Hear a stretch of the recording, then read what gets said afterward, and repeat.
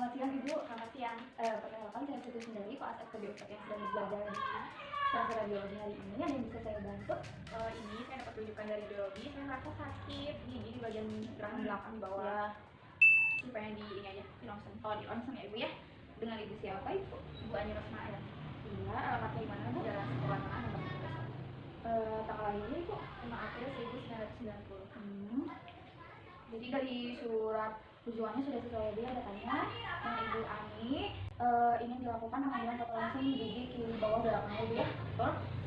Di sini ingin diambil foto langsung periapikal. Nah jadi di sini sebelumnya saya menjelaskan terlebih dahulu ya Bu ya prosedurnya. Jadi sebelum pengambilan foto itu sebelumnya Ibu harus aksesoris yang ada yang dipakai oleh Ibu itu harus dilepas terlebih dahulu, baik cincin, kalung ataupun anting, dan juga jam tangan juga harap dilepas ya Ibu ya. Dan juga untuk handphone boleh disimpan dulu di tasnya dan nanti dititipkan, tidak boleh ikut ke dalam ruangan ya Ibu ya. Nah selain itu juga sebelumnya apa pernah dilakukan foto ronsen juga Ibu? Belum pernah ya, jadi ini pertama kali. Nah nanti pada saat pengambilan foto ronsen Ibu nanti akan menggunakan alat pelindung diri ya, apron untuk radiasinya.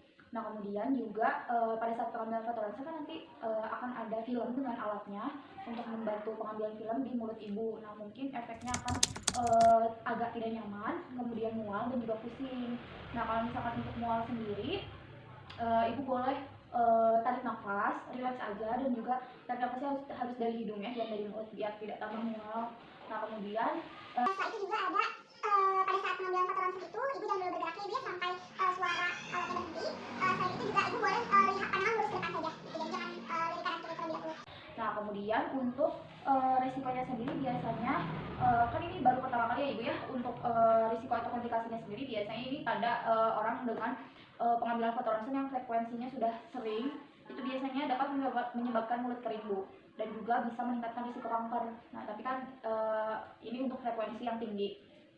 Tapi hal ini juga sebenarnya bisa diatasi dengan Ibu banyak makan konsumsi yang antioksidan seperti sayur dan buah, dan juga yang kaya protein seperti itu Bu. Iya. Nah di sini ada inform konsen sebagai persetujuan tindakan medis Bu. Jadi di sini menerangkan Ibu sudah menyetujui untuk dilakukan pengambilan foto ronsen periapikal. Terima kasih. Persiapan operator, di mana pada sebelum era pandemi, operator perlu menyiapkan jas lab, kemudian masker dan handscoon. Dan tidak lupa untuk memperhatikan 5 momen cuci tangan dan 6 langkah dalam mencuci tangan sesuai petunjuk WHO.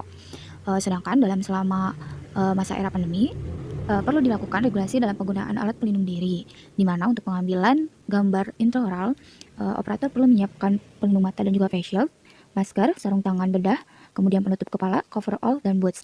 Sedangkan untuk pengambilan gambar ekstraoral itu dibutuhkan pelindung mata, masker, bedah, sarung tangan, penutup, dan gaun. Dan tidak lupa untuk memperhatikan 5 momen cuci tangan dan 6 langkah dalam mencuci tangan sesuai WHO. Masuk ke dalam persiapan pasien atau kontrol pasien, di mana persiapan ini diawali dengan pemeriksaan suhu tubuh pasien, kemudian pengisian kuesioner COVID-19 bagi pasien, kemudian sebelum memasuki ruangan, pasien mencuci tangan dengan sabun atau hand sanitizer, dan baru melakukan penggunaan obat kumur antimikrobial sebelum pengambilan radiografi, dengan menggunakan obat kumur mengandung povidone 1% atau H2O2 1% selama 15 hingga 30 detik. Kemudian masuk ke dalam persiapan daerah kerja dan persiapan pasien. Nah, di mana pada prosedur ini yang pertama dilakukan adalah mempersiapkan pasien untuk duduk tegak sehingga oklusal dapat berdiri dengan lantai. Nah, kemudian jangan lupa untuk memasangkan apron kepada pasien sebagai pelindung diri. Ya, kemudian masuk ke dalam teknik radiografi oklusal pada mandibula, di mana biasanya menggunakan film dengan ukuran 5,7 kali 7,6 cm.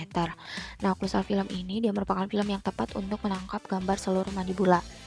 Nah, yang pertama adalah kita memastikan terlebih dahulu exposure site dari film ini harus menghadap ke bawah atau oklusal gigi, dan juga diletakkan di antara permukaan oklusal maksila dan mandibula. Kemudian kita dapat memasukkan film ke dalam rongga mulut dengan posisi ujung film ini dia dimiringkan terlebih dahulu atau secara oblik, sehingga film ini masuk dengan nyaman ke mulut pasien. Setelah posisi ini tepat, barulah dorong film seluruhnya ke belakang sampai operator yakin bahwa film mencakup sebagian besar mandibula. Kemudian juga dapat sambil melihat ke dalam rongga mulut untuk memastikan seberapa jauh film dapat didorong atau diextend.